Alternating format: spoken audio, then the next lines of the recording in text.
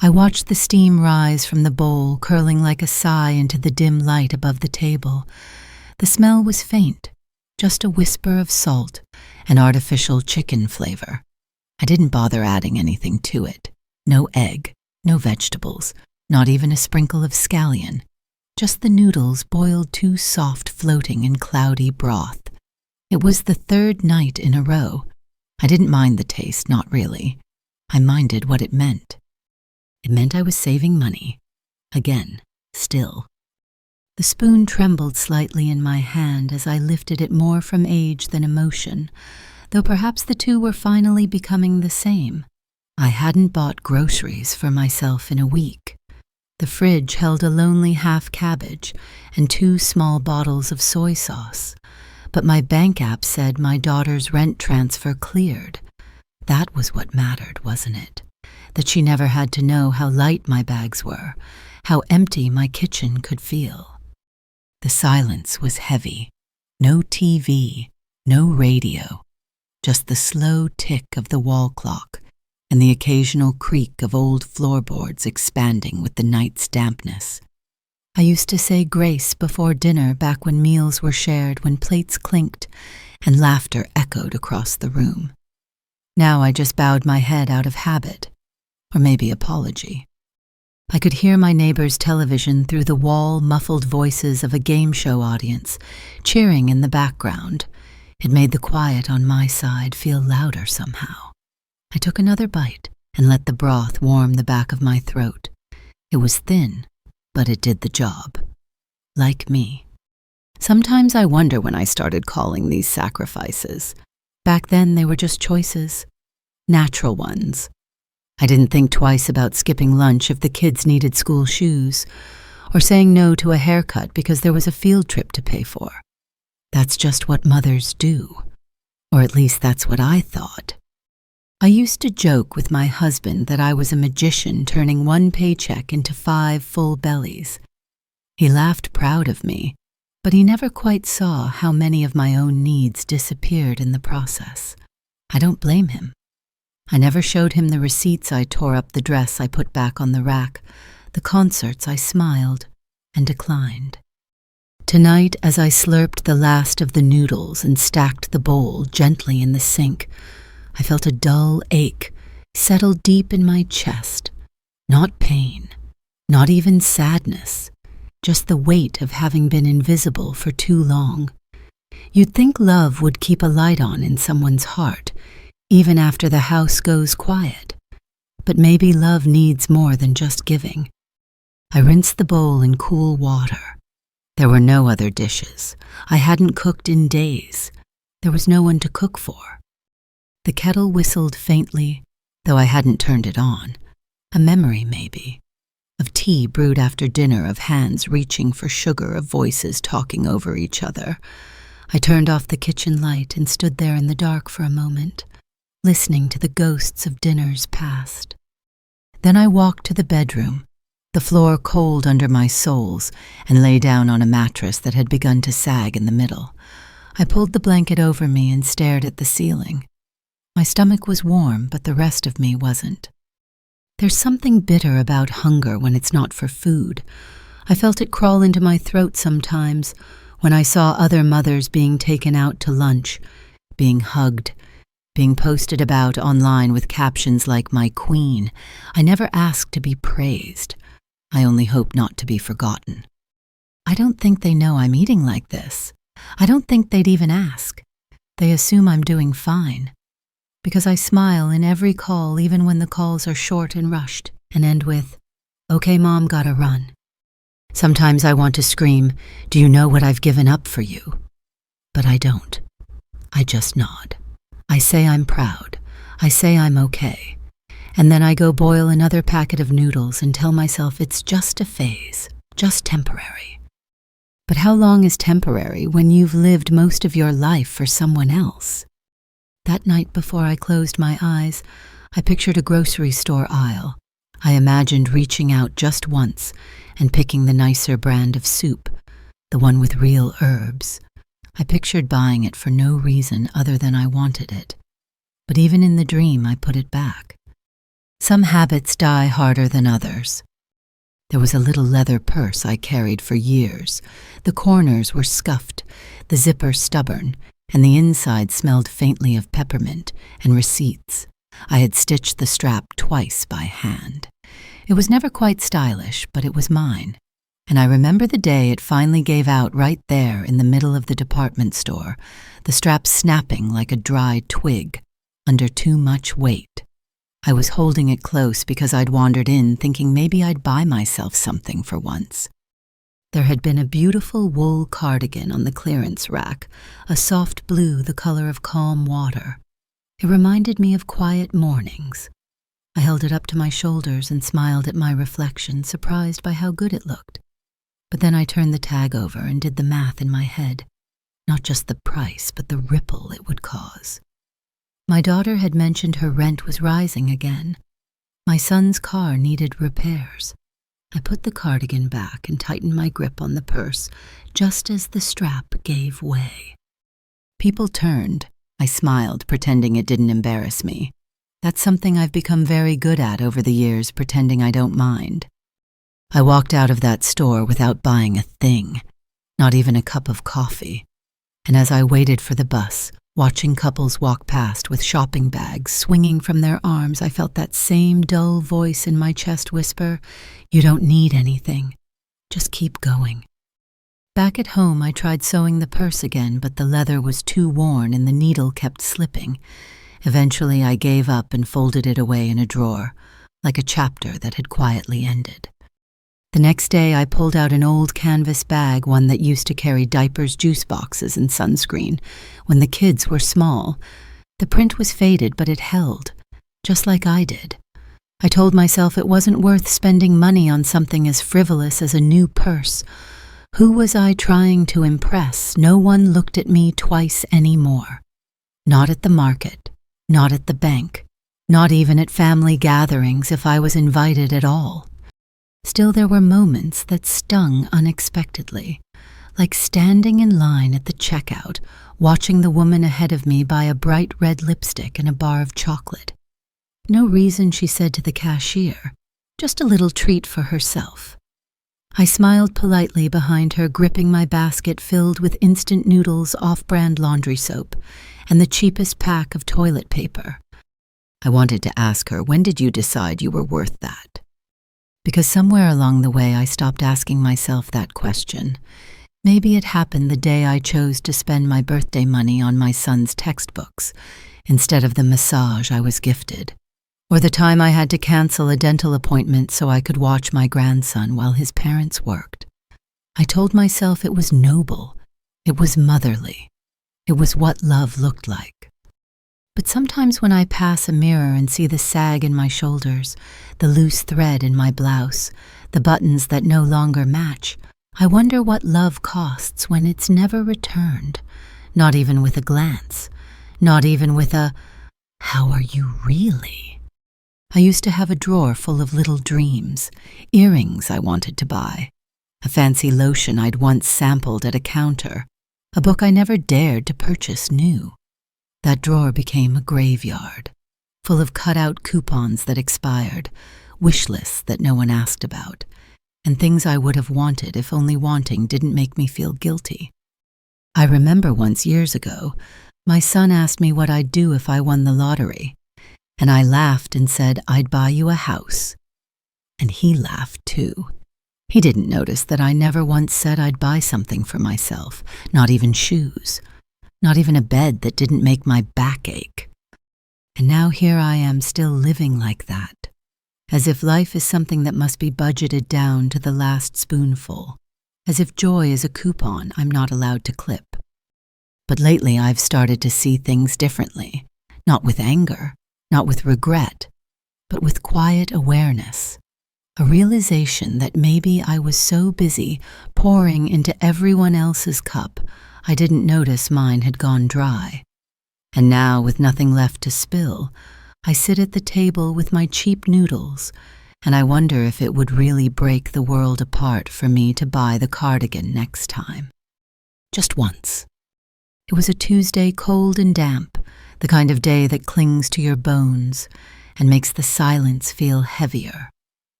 I woke up early as always. Habit, I suppose. Years of making school lunches and setting out clothes never truly leave you, even when no one needs them anymore. The kettle clicked off, and I poured myself a cup of tea, weak, no sugar. I opened the fridge and stared inside for a while, then closed it again. There wasn't much, but I wasn't hungry. Not in that way. I turned on the radio, hoping the soft music would make the room feel less hollow.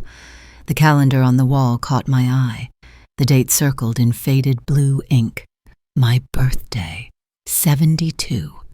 I whispered it to myself just to hear how it sounded. 72. It didn't feel like anything really, just another number, another year stacked quietly on top of the ones before it. I didn't expect a party. I didn't need balloons or gifts, but a call maybe, a voice, a moment where someone remembered that I came into this world today, that I mattered enough for a few words. I told myself not to watch the phone, but my eyes kept drifting back to it. Every few minutes, I checked to make sure the signal was strong, make sure the volume was on, make sure I hadn't somehow missed something. I hadn't. By noon, I gave up and walked down to the little shop on the corner. The air was damp and my sweater wasn't quite warm enough. I stood in the bakery section for a long time staring at the cakes. They were all too expensive, $10, $12, and too large. What would I do with a whole cake? Who would I share it with? Then I saw it. A small one, not much bigger than a muffin in a plastic dome, with pink frosting and sugar sprinkles. It cost less than a bus ticket. I bought it, paid in coins, and tucked it carefully into my bag. The cashier didn't say happy birthday. Why would she? She didn't know. No one did. Back home, I set it on a plate and made another cup of tea.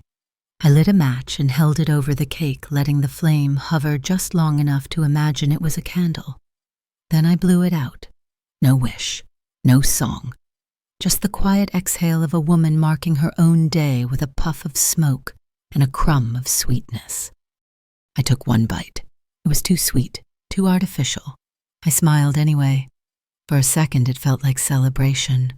Then the phone rang. My heart jumped stupidly, and I reached for it with hands that suddenly trembled.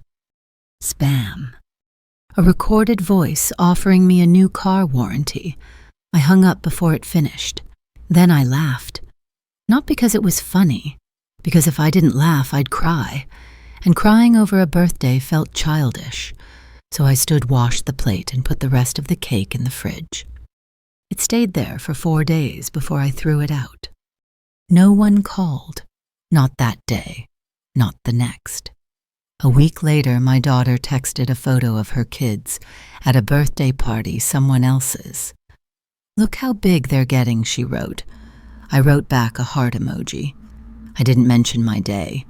I didn't want to sound bitter. I didn't want to sound like a child whining for attention. But something inside me cracked just a little. Not with anger, I have too much history with these people to be angry. Just with something softer. A sadness so deep and quiet it no longer stings, just settles in like fog over a field. I used to make birthdays so special for them. Handmade cards, favorite meals, stories told at bedtime about the day they were born. They never asked for those things, but I gave them freely, because it mattered to me that they felt celebrated, seen, loved. Now I've become the ghost in the calendar, the circled date no one glances at, the name too familiar to inspire urgency. And yet, that night, before bed, I took a small notebook from my drawer and wrote, "I survived 72 winters." It wasn't bitter. It wasn't proud. Just true. A quiet truth whispered into a world that may never echo it back. But sometimes truth is enough, even when no one's listening. It started drizzling just as I turned the corner past the old church, the kind of light, misty rain that seeps through fabric and clings to your skin. I had forgotten my umbrella again. the same one that always hung by the front door waiting for a day when I remembered to care for myself the way I used to care for everyone else. My cardigan was too thin, and my shoes, old and soft with wear, soaked through in minutes. But I kept walking. The grocery store was crowded. It always was near payday. People pushing carts filled with bags of rice fruit, meat paper towels in bulk. I moved slower now, my knees didn't like the cold, but I kept my place in line, gripping the small red basket like a lifeline. Inside the basket were my usuals: 5 packets of instant noodles, 2 loose carrots, 1 small onion, and a discount box of tea bags. I had double-checked the prices with shaking fingers, running the numbers in my head as I always did. If I didn't buy the milk, I could still afford the pain relief pills. If I skipped the eggs, there might be enough for a few bananas next time. It was a careful kind of math. The math of a woman who lives for others even when they've stopped asking her to. A child behind me cried for chocolate. His mother told him gently, "No, not today." I turned around and smiled at her. She didn't smile back. Maybe she thought I was judging. I wasn't. I'd been there 100 times. I remembered once, years ago, standing in this same store, holding 2 types of cereal and trying to figure out which one the kids would like more, not which one I liked. That never entered my mind. It was always about what they needed, what they wanted, what would make their mornings easier, their bellies fuller.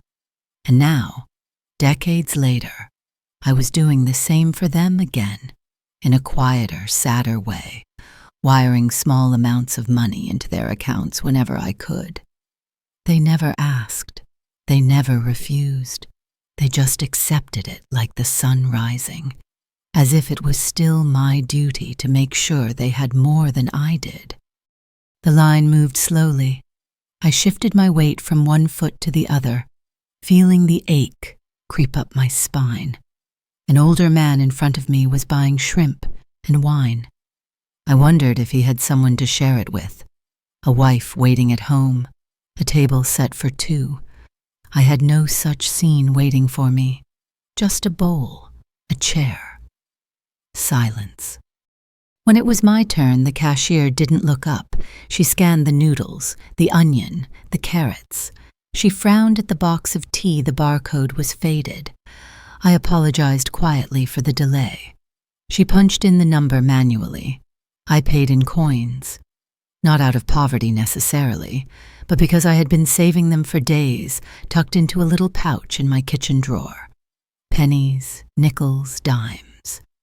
The sound they made on the counter was almost musical, but no one noticed. Outside, the rain had grown heavier. I clutched the paper bag to my chest and hurried toward the bus stop, my clothes clinging to my skin. The wind had a bite to it, not cruel but sharp. I sat on the cold bench, letting the drizzle hit my knees, and told myself I was strong, that this was just weather, that this was just a moment. But it wasn't, not really. Because the real storm had nothing to do with rain. It was in the way no one saw me in that store. It was in the way I didn't see myself anymore, except as a reflection in passing windows, blurry, small, forgettable.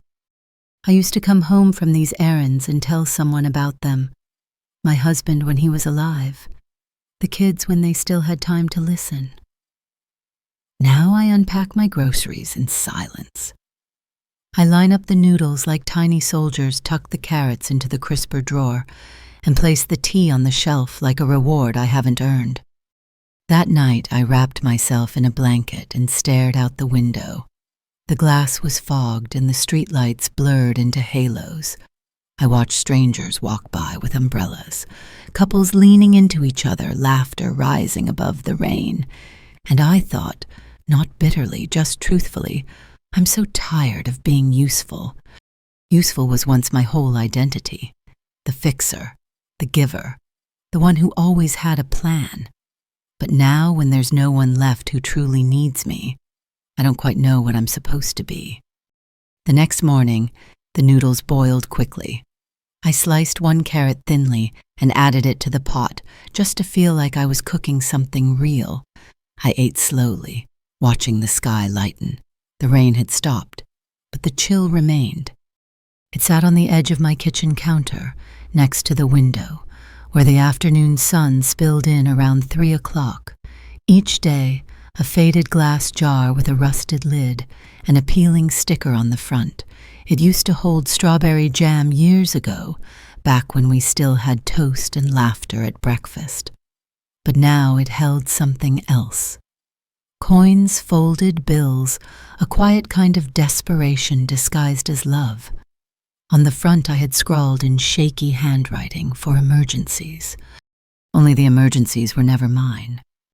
Whenever I had extra, a refund from the pharmacy, a saved utility bill, a $10 birthday card from an old friend, it went into that jar. I never told anyone, not because it was a secret, but because it felt too sacred to speak aloud, like a ritual, like a promise. If anything ever went wrong, a car repair, a surprise bill, something the kids didn't see coming, I'd be ready. Not for myself, for them. Once my grandson texted saying his laptop broke just before finals. He was panicking, his voice frantic in the voice message he left. I didn't hesitate.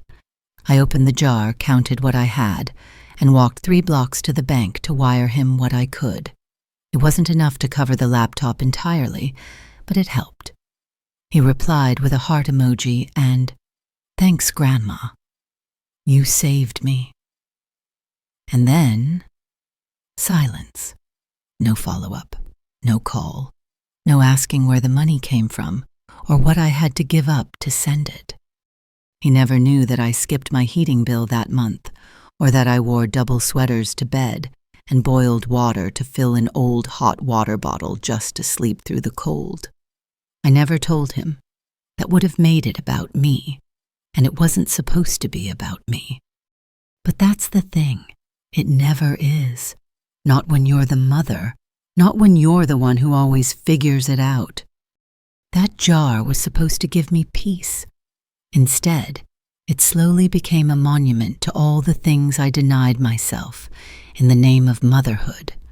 The pretty shoes I never bought, the books I didn't order, the medicine I have to make it last another week. Every coin in that jar carried a small weight, not of guilt, not even of sacrifice, just disappearance. Parts of me disappearing one generous act at a time. I remember once years ago, a neighbor asked why I didn't treat myself more. She had seen me at the second-hand store, trying on a used coat with frayed cuffs. "Don't your kids help out?" she asked. I smiled and told her, "They have their own struggles." That was always my answer, even when it wasn't true, even when the truth was that I never let them know I was struggling because I didn't want them to feel guilty. I never wanted to be the kind of mother who burdens her children, so I chose to vanish gracefully instead.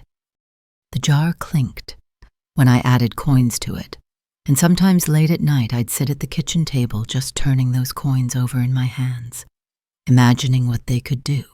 Fix a tire, buy a new uniform, pay for a babysitter. I never once imagined using it on myself, not even when my back ached so badly I could barely stand at the sink. Not even when the doctor told me I needed a scan, but I said I'd wait. It's strange how a small object can hold so much weight. That jar was full of good intentions, but it was also full of my own. Forgetting the way I stopped considering that my needs too were valid, that maybe, just maybe, I was allowed to put myself first once in a while. And yet, the one time I tried, I felt sick. I'd taken a 20 from the jar, intending to get myself a warm meal at the little diner by the pharmacy. I'd seen it on my walk, smelled the grilled onions, the fresh bread. I walked in, sat down, held the menu in my hands. And then I thought of my daughter's electric bill, the one she mentioned in passing last week. I folded the menu, left a tip for the server, even though I hadn't ordered, and walked out. I put the 20 back in the jar that same night. and then I boiled noodles. It's not just the act of giving, it's the erasure of the self that creeps in silently, like a fog you don't notice until it's thick around your ankles. You stop asking what you want. You stop remembering how to want at all. I still have that jar. I still add to it when I can. I tell myself it's wise, prepared, loving. But lately I've begun to wonder if maybe, just maybe, I could start a second jar. One without a label. One that's just for me. Not for survival. Not for emergencies. But for the quiet rebellion of a woman who finally wants to be seen again, even if only by herself. It was one of those early winters where the air smells like burnt leaves and chimney smoke, and you feel the cold not just on your skin, but in your joints, your teeth, your ribs. I had taken the bus into town with a short list in my purse gloves for my grandson, a warm sweater for my daughter, and if anything was left over, maybe a new scarf for me. Mine had holes, big ones. The yarn had unraveled long ago, and I'd been tying it tighter each year to keep the wind off my throat. I walked into the second-hand store first. The heat inside fogged my glasses. I took them off and wiped them on the edge of my sleeve, blinking as I scanned the racks. It was always a mix, forgotten things that smelled of mothballs and memory. But sometimes, if you looked carefully, you could find something good. Something gently used with life still in it. I found a beautiful winter coat almost right away. Navy blue, wool, just the right length. It even had all the buttons, which felt like a miracle. I tried it on and looked at myself in the mirror. The glass was cracked in the corner, but I could still see enough. It fit. Perfectly. I looked, not young, but whole. Put together. The kind of woman who gets seen in the street instead of overlooked. Then I looked at the price tag. It wasn't expensive, not really, $20, but it was $20 I didn't have to spare. I checked my envelope, folded bills I'd budgeted so carefully. A 10 for the gloves, another 10 for the sweater. Maybe I could find those items cheaper. Maybe I could do without the scarf another year. But then I thought about their faces. My grandson's hands turning red at the bus stop. My daughter always tired, always cold. And just like that, I put the coat back on the hanger. I ended up finding gloves for $7 and a second-hand sweater for $9. That left me with $4. I used it to buy a small box of tea, the kind I liked. Jasmine, with a faint floral sweetness. It felt like a tiny luxury. I carried it home carefully, as if it were made of glass. When I got back, I stitched the holes in my old scarf again tighter this time, and wrote their names on gift tags. I wrapped the gloves in old newspaper and tied a ribbon around the sweater. I didn't need a holiday for it. I just wanted them to feel warm, to feel thought of. That was enough of a reason. And when I handed them over a few days later, they smiled. They said thanks. They hugged me distractedly. Then they moved on scrolling their phones, talking about something they saw online. The gloves were tossed on the couch, the sweater left in the bag. I told myself not to notice.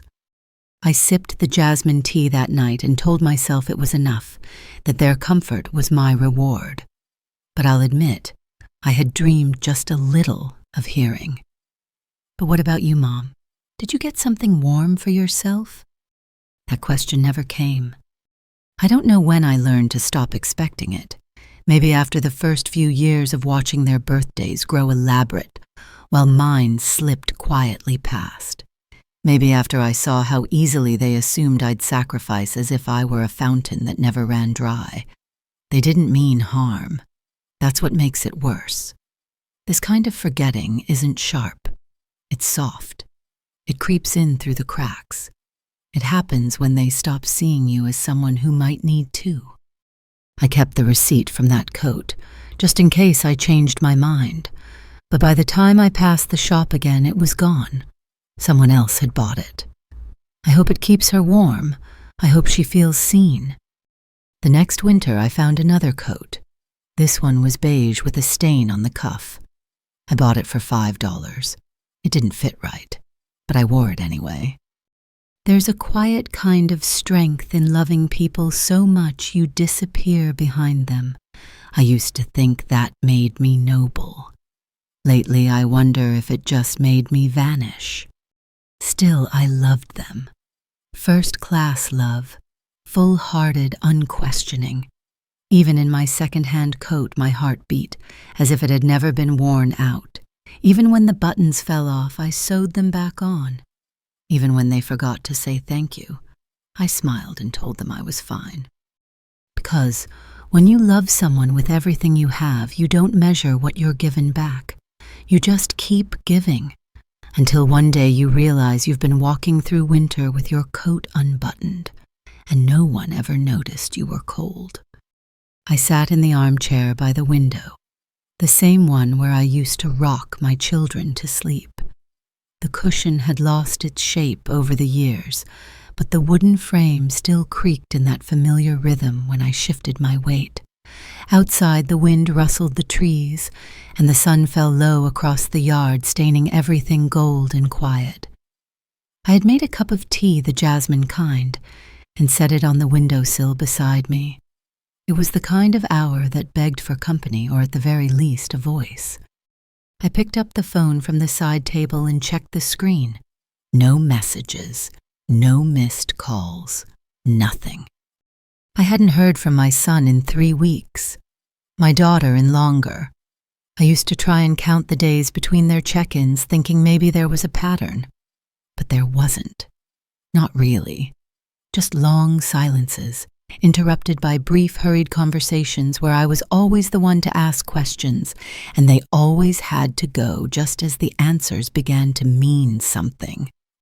I had a little game I played with myself. If the phone rang before 3 p.m., it would be good news. After 6 p.m., it would be just checking in. If it didn't ring at all, I would try not to take it personally. I would remind myself they were busy, that silence didn't always mean forgetting. But sometimes it did. That day I waited. I told myself someone would call, just to say hi, just to ask how I was. My knees had been aching worse than usual, and the heater made a strange noise that morning. I could have used a voice, a little warmth on the other end of the line. But the hours slipped by and the silence thickened. I glanced at the clock. 7:12 p.m. Still nothing. I thought about calling them myself. I even pulled up the contact list and hovered over the button, but I didn't press it. I'd done that too many times, reaching out first, making the effort, pretending. I didn't notice I was always the one initiating. I didn't want to seem clingy, or worse, like I was keeping score. So I closed the screen and set the phone down. It was strange how heavy a small object could feel when it held so much waiting. There was a time when they called me every day, or came by just to drop off something, or tell me about their week. Back when I was still needed, not just loved in theory, but required in practice. When they had babies, and I was the arms that rocked them, the one who knew where everything was in their kitchens better than they did. Now they had routines, babysitters, neighbors, other women they leaned on. And me, I had the clock, and the hum of the refrigerator, and the phone that didn't ring. Later that night, I listened to an old voicemail just to hear my son's voice. It was from last Christmas. He was laughing in the background, telling me he was running late, but couldn't wait to see me. He never did make it that night. Something came up, but the voicemail remained. I must have listened to it 100 times. I once read that mothers never really stop listening for their children, even when they move out, even when they grow up and get busy and forget to say, "I love you," without being reminded. We tune our hearts to their voices, like radios searching for a signal. That night, the signal never came. And still I washed my teacup, folded the blanket on the armchair, and turned off the lights. I told myself tomorrow would be different. I told myself they were tired, distracted, juggling too many things. I made excuses for their absence the way I once made snacks for their playdates lovingly and without thanks. But deep down I knew what I was starting to feel had no name. It wasn't resentment. It wasn't even grief. It was something quieter, like the way a tree bends toward the sun long after the light has shifted. I climbed into bed and stared at the dark ceiling, listening to the wind scratch against the glass. I whispered into the room, "Call me tomorrow."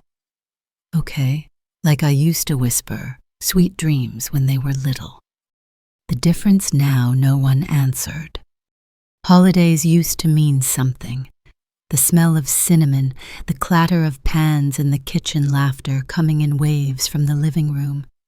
I used to hum while I cooked. I used to set the table with care-folded napkins, the good plates, candles, even if no one noticed.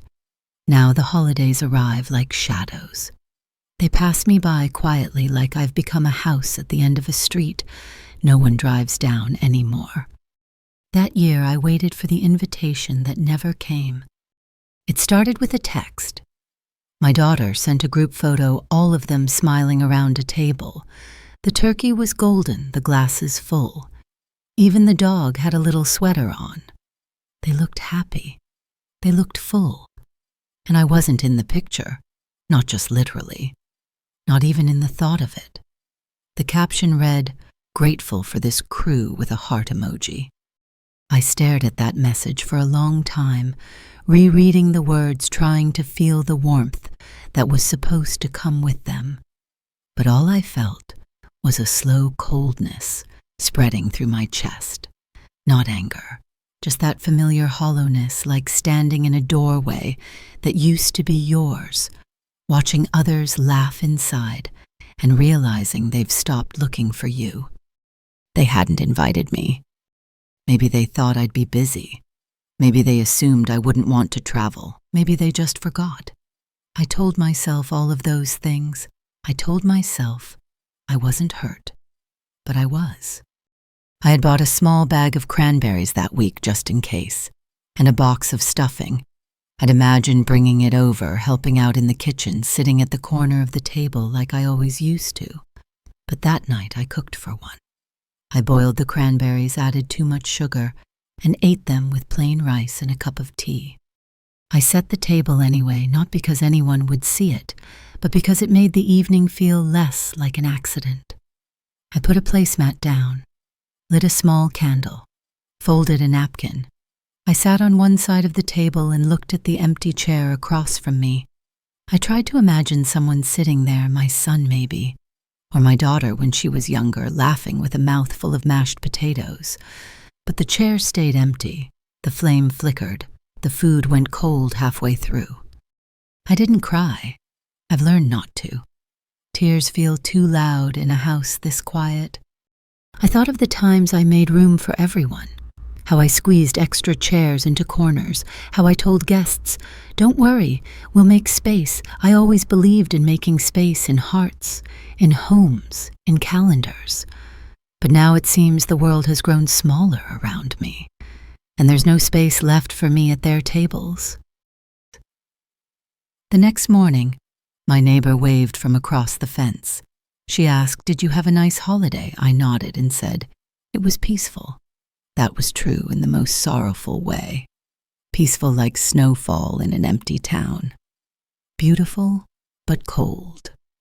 I didn't tell her about the chair, about the rice and cranberries, about the silence. There's a kind of shame in being left out, even if you know you've done nothing wrong. Even if the people who left you out don't realize they did it. Later that week, my daughter called. Just a quick check-in. She said the holiday had been crazy but fun, and that they'd thought about inviting me. But things had gotten hectic and the house was small. She said it like she was offering me a consolation prize, like I should be grateful to even be remembered after the fact. I told her it was fine, that I was glad they had a good time, that the photos looked lovely, and she moved on talking about work, the kids, the new furniture they bought. I listened. I asked questions. I was once again the supporting character in someone else's life. When we hung up, I sat back in my chair, the same one I'd sat in on the holiday. The cushion had flattened, and the room smelled faintly of the candle I'd burned days before. I looked across the table again at the empty chair. I used to imagine that one day I'd be surrounded by children and grandchildren, all of them clamoring for my attention, asking for recipes, laughing at my old stories. I never imagined I'd be invisible at my own family's feast. There's a difference between being alone and being left out. One you choose, the other chooses you. It was my favorite, a delicate porcelain teacup with tiny faded roses curling around the rim. I found it at a market stall nearly 20 years ago, back when my husband was still alive.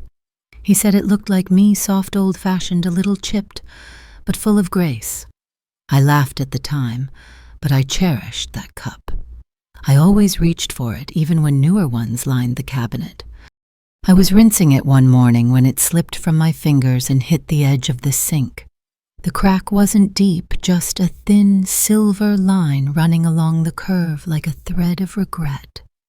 I held it up to the light, turning it slowly in my hands, thinking about how easy it is for something beloved to break, even gently. I still drink from it, carefully. With 2 hands now. It hasn't shattered yet, but it will one day. Everything does. That morning I made a pot of tea and sat down at the table alone. It had become my ritual, one small act of care for myself in a house that otherwise sat untouched for most of the day. I poured the tea, watched the steam rise, and wrapped my fingers around the cracked cup. I sipped slowly as if the warmth could hold me together. As I drank, I thought about all the meals I used to make. Not grand feasts, just simple, hearty food. Stews that simmered for hours. Crispy spring rolls. Warm bread with melted butter. Food was how I said I love you. How I made sure they knew they were safe, full thought of. Back then, there were always too many dishes, too many voices, too many stories, tumbling over one another like waves. Now I wash one bowl, one spoon, one cracked teacup. The silence is different now, not sharp, not angry, just vast, like an open plain after the harvest. Everything used, everything done. Sometimes I find myself talking to the chair across from me, not out loud, but in little glances, little sighs. I think about my husband, and how we used to sit side by side, his hand resting on the table, mine reaching for the sugar. Even in silence we were together. Now even my silence is alone. I once invited my daughter over for tea. I cleaned the whole house, polished the silver, even baked a little banana bread. She said she'd try. She never came. Said the kids had soccer. Then the week got busy. Then she forgot. She didn't ask to reschedule. I ate the banana bread anyway, warmed up a slice in the toaster, and poured myself a cup of tea. I sat by the window with the sun on my shoulder and told myself it was still a good day, but that small crack in the cup suddenly felt louder, like it had something to say. We mothers, we women, we learn to live with cracks, in cups, in plans, in hearts. We patch, we adjust, we hold carefully. We tell ourselves things don't have to be perfect to be beautiful. And yet I wonder if they saw the way I live now, truly saw it, would they think it's enough?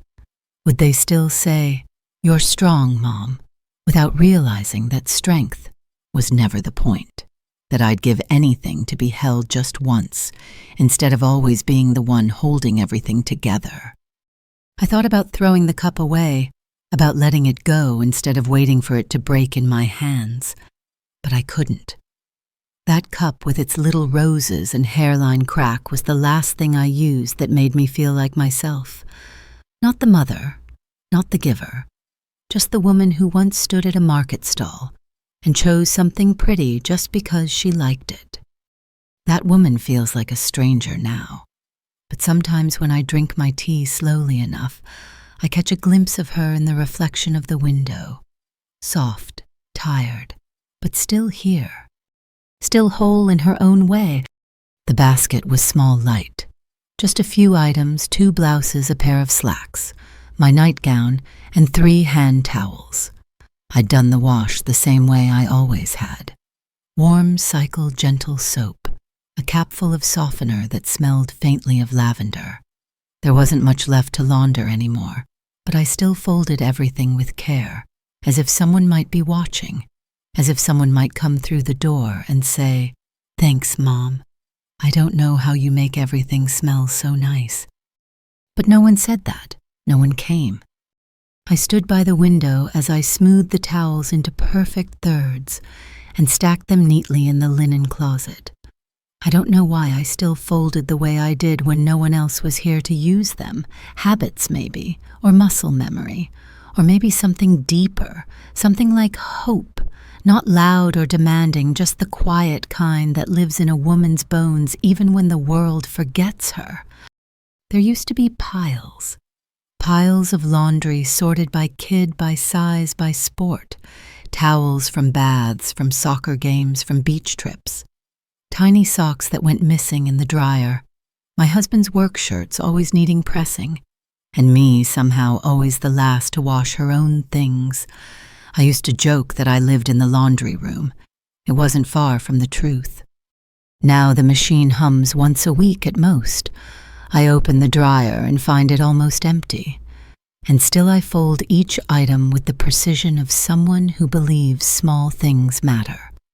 Once my son dropped off his laundry in a basket and said, "You don't mind, right?" I didn't. I never did. I washed it, dried it, folded it with corners aligned.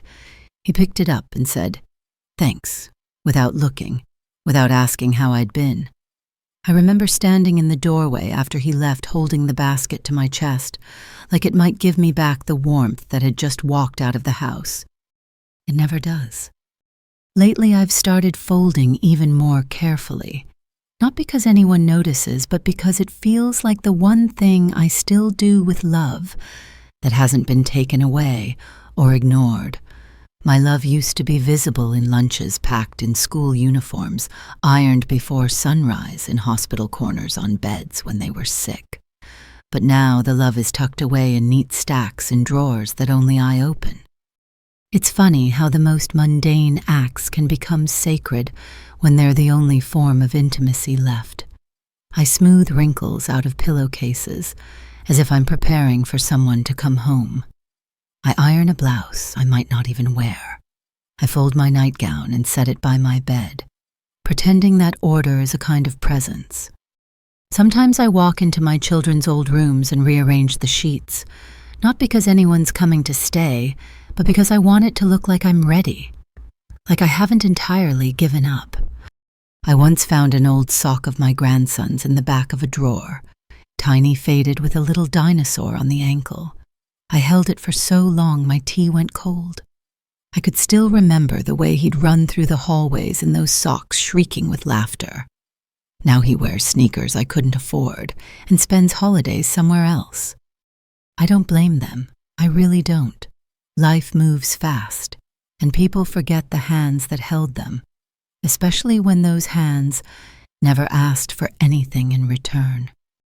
But sometimes I wish just one of them would say, "Mom, how do you fold towels like that? They always look perfect." Or, "I miss the way you used to line up our shirts by color." It wouldn't change anything, but it would mean I was seen. I carried the laundry to the bedroom and placed each item in its place, nightgown on the bed slacks hung neatly in the closet. I touched the lavender sachet tucked behind the pillow and thought, this is still a home, even if no one comes. Then I sat on the edge of the bed, my hands resting on my lap, and whispered aloud just to myself, "You did well. Even if they don't see it, you did well." The room didn't answer, but the folded sheets, the quiet corners, the scent of clean fabric, they held my words, and that for now was enough. There's a drawer in my desk, the one with the uneven knob and the scratch across the top. It sticks sometimes, and I have to pull it gently, as if coaxing it awake. Inside are slips of paper, folded in halves, and quarters, old envelopes, with no stamps, and notebooks filled halfway, with thoughts I never shared. I never meant to collect them, not really. They just gathered over the years like dust in corners no one checks. They're not proper letters, more like whispers to no one. Some are written in full sentences, some are just a few words scrawled quickly before the feelings faded. Most of them begin the same way. Hi, sweetheart, or I was thinking about you today, or I didn't want to bother you, but... One page has a grocery list on the back, bread, milk, tea, and text her circled 3 times, then crossed out. I remember that day. I was going to check in on my daughter just to say I missed her. But something held me back. Maybe it was the way she rushed off the last time we spoke, or how I always felt like I was trying too hard to stay present in a life that no longer had room for me. So I didn't send it, just like I didn't send the one before, or the one after. I've written texts too, dozens of them, short kind ones. Hope today goes well. Thinking of you. Let me know if you need anything. I type them and hover over the send button, my thumb trembling with hesitation. Then I erase them. Not because I've changed my mind, but because I'm tired of silence being the only reply. I used to believe that love meant always reaching out, no matter how many times you were left unread. But now I wonder, when does that reaching stop being love and start being self-erasure? There was a letter I wrote last spring, folded carefully into an envelope I never sealed. In it, I told my son I was proud of him, but also lonely, that I missed the way he used to call me when he didn't know what to cook for dinner, that sometimes I wished he'd ask about my day, not just update me on his.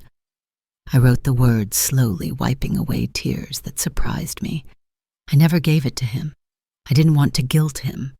I just needed to say it somewhere. The drawer holds all my unsaid needs, not because I expect them to be answered, but because I need to remember they exist, that I exist beyond the roles I once filled. Sometimes I wonder if they ever write about me, if my name ever comes up in their journals, their posts, their minds. Do they remember the way I used to brush their hair when they were sick? Do they think about the time I stayed up all night sewing a costume for a school play? Or has all of that become background noise in the soundtrack of their lives? The hardest part is that I don't need grand gestures. I never have. Just a small message. How are you really? What did you have for dinner? Something to remind me that I'm not invisible. Once I sent a photo of the garden blooming outside my window, a tiny sprig of lavender I'd planted from a cutting. I was proud of it. It had taken months of care. I sent it to both of them, along with a message that said, "Thought you might like this." Only my daughter replied. A single emoji, a flower. No words. I stared at it for a long time. It wasn't unkind, but it felt so distant, so automated, like a reflex instead of a connection. I still saved the reply. That's the thing, even crumbs feel like meals when you've been starving long enough. Tonight I opened the drawer again. I pulled out one of the letters and read it under the yellow lamp in the living room. My handwriting has changed, shakier now, but the words still carried something tender, something unspoken and fragile. I didn't cry, not this time. I just folded it again, smoother this time, and placed it back in its place. I closed the drawer softly, like tucking in a child. And then I picked up my phone. I didn't write a new message. I just held it, watching the screen glow in the dark. For a moment I imagined it lighting up with their name, a call, a text, anything. It didn't. So I turned it off, placed it screen down on the table, and whispered into the room, "Maybe tomorrow." It was in the back of the closet beneath a blanket that still faintly smelled of my husband's cologne, a wooden box lined with soft fabric where I kept the things that mattered too much to toss and were too tender to display.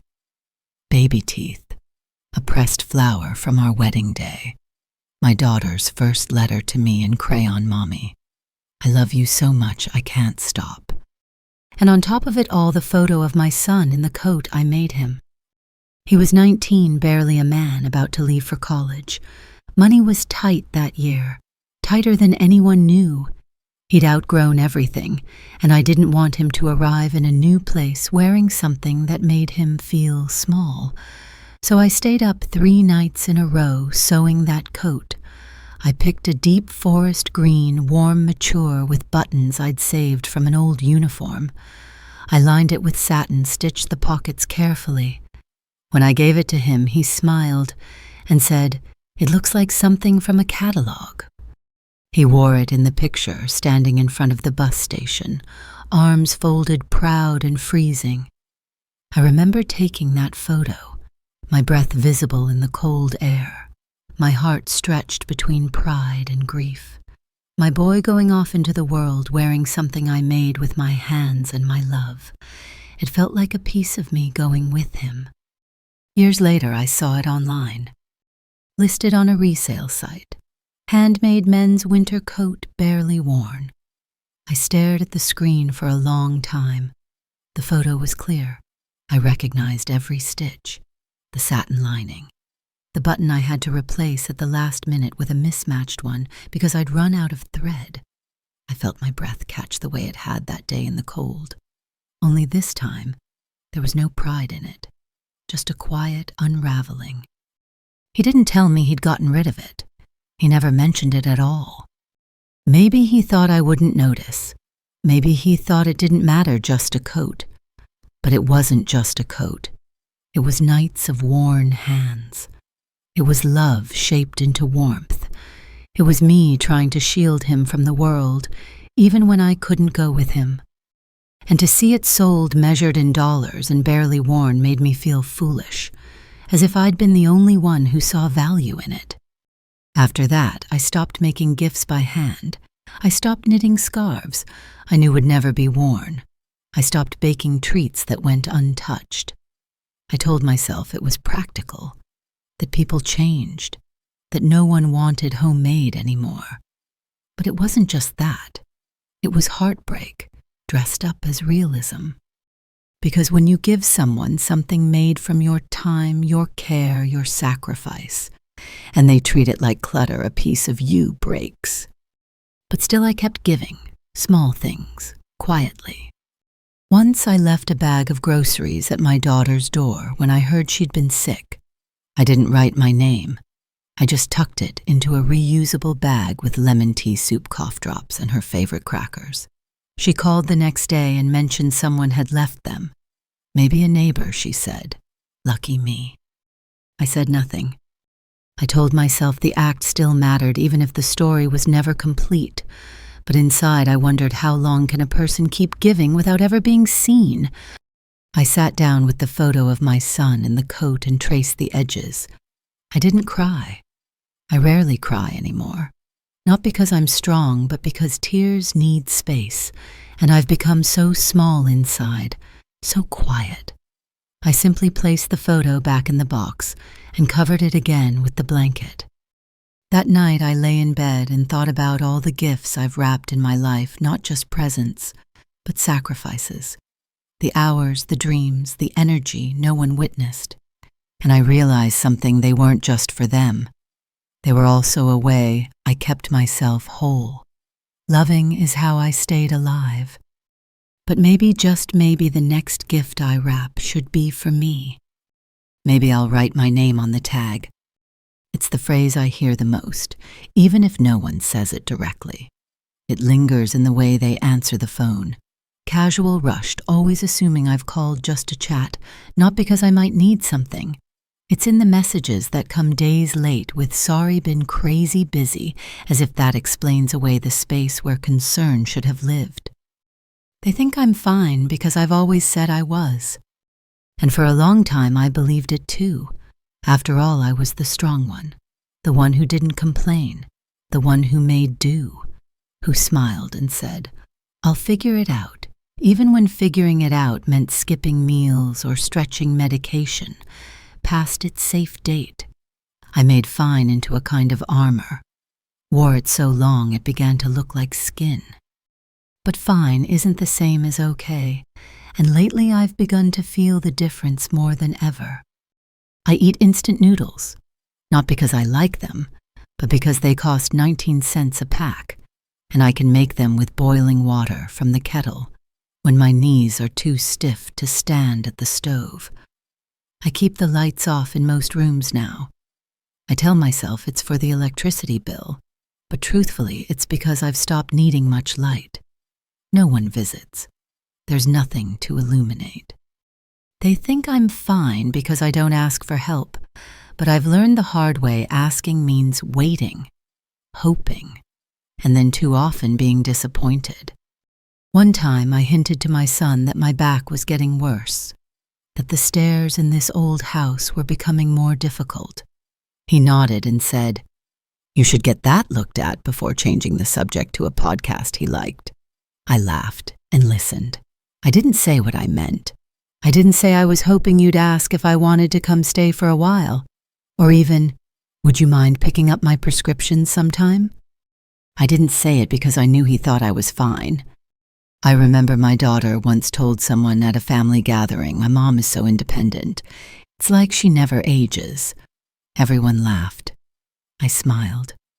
But inside I felt something sink. I wanted to say I age. I age every single day. I just do it quietly. But the words felt selfish. I didn't want to embarrass her. I didn't want to make the room awkward. So I said nothing. Saying nothing became a habit, a shield, a silence that protected them from guilt and me from the pain of their indifference. And yet I don't blame them. I really don't. I trained them to believe I didn't need, that I didn't want, that I was content with whatever scraps of attention they had left. I made their comfort my mission, and in doing so I erased the parts of myself that longed for something more. Now when I send money for their bills or groceries or last-minute emergencies, they say thank you, sure. But there's no pause, no follow-up, no, "But what about you, Mom?" They assume I can afford it, that I have some quiet reservoir of abundance. They don't see that I'm eating the same meal every night, that I'm breaking pills in half to make them last, that I haven't bought a new pair of shoes in over a decade. They don't ask, because they think I'm fine. And maybe that's the most heartbreaking part, not the absence of help, but the absence of curiosity, of care. Once I got dizzy while trying to clean the windows. I had to sit on the floor for almost an hour. No one was there. No one knew. When I told my daughter about it days later, lightly like a joke, she gasped and said, "You should have called me." I wanted to say, "Would you have picked up?" But I didn't, because deep down I knew the answer. So I continue on. I boil water. I eat my noodles. I count out coins for the pharmacy. I walk carefully downstairs I should no longer be using. And I smile on every video call, making sure the background is tidy, my voice cheerful. They say you're amazing, Mom. Seriously, you're doing so well. And I nod, because if I say otherwise, if I let them see even a glimpse of how hollow things have become, I'm afraid the conversation will end quicker. Or worse, they'll respond with pity instead of love. I don't want pity. I want presence. I want someone to look at me and say, "You've done enough. Let us carry you now." But that kind of recognition doesn't come to women like me. We wear strength like perfume, subtle but expected. And when we finally admit we're tired, people mistake it for weakness. So yes, they think I'm fine. But sometimes I wish they'd just ask. It didn't come with shouting. It didn't come with slamming doors or dramatic speeches. No one noticed, really. That's the thing about quiet changes. They bloom slowly, like stubborn flowers in the cracks of pavement. And one day you look down and realize you've started to grow again, even in the most unforgiving soil. Mine began with a pair of knitting needles. I hadn't picked them up in years. They were tucked away in a drawer with half-used skeins of yarn and unfinished scarves from winters long gone. I used to knit for everyone baby blankets, Christmas hats, lopsided socks, gifts wrapped in patience and love. But after a while, the joy in giving faded, not because I stopped loving, but because no one seemed to notice anymore. The handmade things went unacknowledged, left behind, forgotten. Still, one morning I opened that drawer, not to make something for them, but for me. My fingers were stiff at first, slower than I remembered, but the rhythm returned in a round pull-through slide off. It felt like breathing, like reclaiming something small and sacred. I wasn't making a gift. I wasn't performing usefulness. I was simply creating with no audience, no expectation. A scarf just for me. A soft, thick wool in a color I liked, plum deep and rich. I'd always wanted something in that color, but told myself it was too bold, too noticeable. But this time I didn't question it. As I worked row by row, I began to feel something unfamiliar but unmistakable ownership, not just of the scarf, but of my time, my space, my voice. I started doing other small things too. I moved the good teacups from the high shelf down to where I could reach them easily. I started using them again, not saving them for guests who never came. I lit candles during dinner, even if all I had was noodles. I let myself listen to old music that made me feel alive, not just comfortable. I stopped waiting. That was the quietest rebellion of all, to stop waiting. For the calls, the invitations, the recognition.